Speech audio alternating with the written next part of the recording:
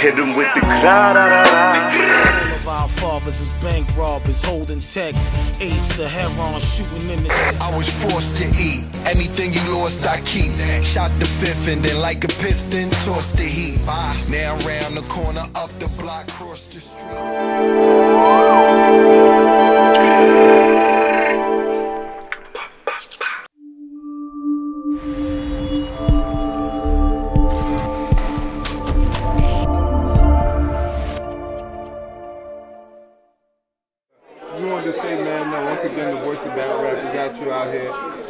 Man, you guys been super busy, man. You already been super busy. You guys got like 100 events back to back to back right now. Yeah. I mean, the key is just really we're growing, man. We're growing each year. We're trying to get better.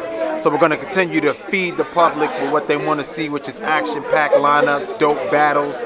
And the goal is really just to expand and become more popular, man, to really put our footprint out even bigger than what we've been able to accomplish thus far. So, you know, the goal is we're going to do as many events as we can, you know what I mean? Because we have to do things to separate ourselves from others and show that, you know, we are really and truly the force out here. So you're going to see a lot of battles all the time, as many as we can possibly do. And, you know, we're just going to keep going. So, and not only that, though, a lot of the events, man, they got some good cards on them. Yeah. Just announced initiation. You Yes. got already 2 great battles already lined up, you know. You guys just announced New Jersey Twerk and Danny Myers, Riz Rothstein and Rum Nitty. Yes. You know what I'm saying? Back in the West again, once again. Shout out to KG the Poet, Floss, you know what I mean, all the team out on the West Coast. They doing a great job putting the matchups together. And, you know, I'm just excited about the way that things are going, and, you know, we're expanding, you know what I'm saying? There used to be a time where we would only do like 1 major event out on the West Coast a year, if that. And now we're doing like, you know, we're up to probably about 2, probably do Traffic 4 out there again in the fall. So it's just, you know, a continuance of us. So that's not even like replacing Traffic. Oh, no, not at all. Yeah, it's just crazy. Another event. That's you know dope, what I mean? That's dope. And I do this just to give more people opportunity. You know, of course, some of the same guys will be on some of the same events, but, you know, it allows us for other guys to have opportunity. You know, and you guys are taking it multiple places. You guys, you know, been in VA, North Carolina in a couple of weeks. We'll be back in New York. We love New York. That's our home place. That's our hometown. That's the Mecca. But we had done New York for so many years consistently.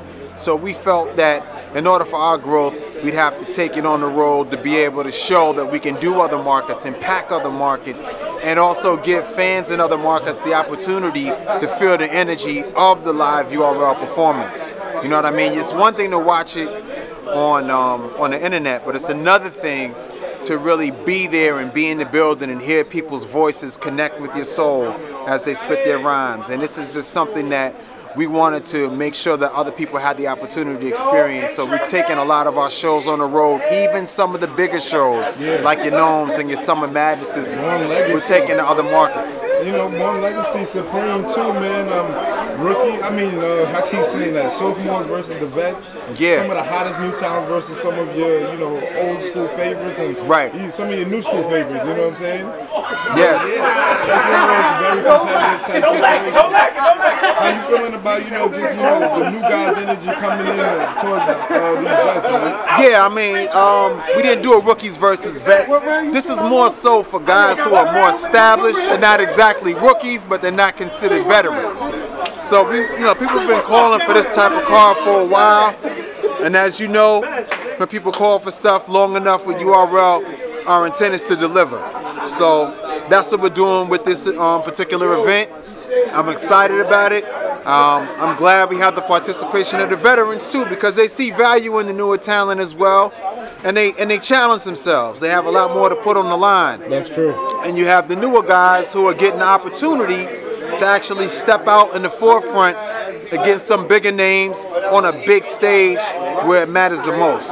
So I think it's a great opportunity for everybody as well as the fans. So we're excited about it, and we hope that it turns out well. And of course, You know, we have a vet-on-vet match between DNA and Old Red. Yeah. You know, it's been some time since they've been wanting to battle each other. They're both excited to face each other. I've spoken to both of them numerous times in regards to this matchup, and both of them have expressed a great level of enthusiasm towards facing each other. So, you know, I can't wait to see what the outcome is. I had a conversation with Old Red, and you know, the conversation was, I was like, Old Red's been killing a lot of the, you know, smaller stages and things like that. Will we ever see Old Red on one of those big stages? You know what I'm saying? Yeah. Against any big competitors in the future? I think everything is a growing process. You know what I'm saying? Even from guys who you consider to be the top lyricists within the culture.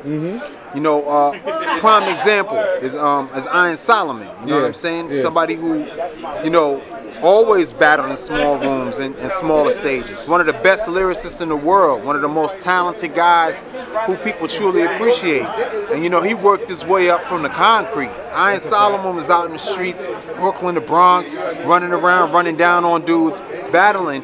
But I think when he first jumped into Urban Plaza, it was a different room to adapt to, and maybe his style and the way that he wrote for that particular night wasn't the most effective style for him. But what he did was he went around and he honed his skills, and he went to some of the smaller venues and, you know, performed and did his things, and now he's back working with URL, and he's hit right classic when they're one of the best battles of the year. So now he's showing that, and I think Old Red is has a similar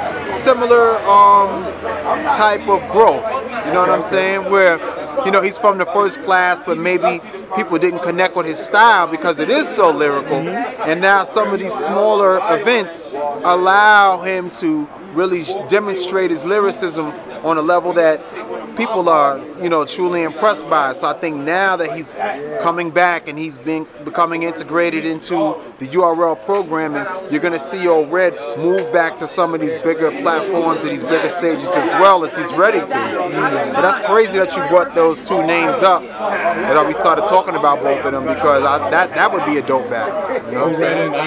Fire. That would be fire. That would Small room joint, super that crazy. would be crazy like that. You know what I'm saying? But you know, who knows, man? But I think both of them done. But to answer your question, yeah, you know, there's a lot of people, not just to single out Red and Solomon, but I mention them because they're two of the top lyricists in the game right now.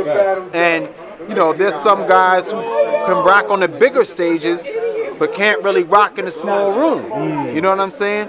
There's some guys who know how to control audiences, and others are lyricists. So there's, you know, there's balance there. But everybody kind of learns and figures out which format works the best for them and utilizes their ability to give the best performance in whatever environment they're in.